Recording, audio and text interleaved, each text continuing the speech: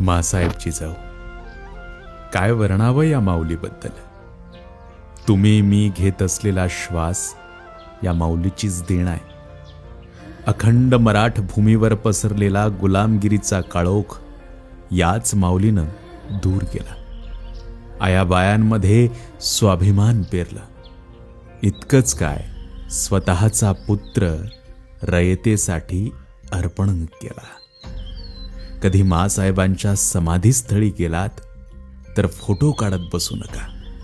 32 दाताच्या बोकडाचा वध करणाऱ्या या महाराष्ट्र देशाला स्वातंत्र्याचा सूर्य दाखवणाऱ्या जगदंबेचा त्याग जरूर आठवा.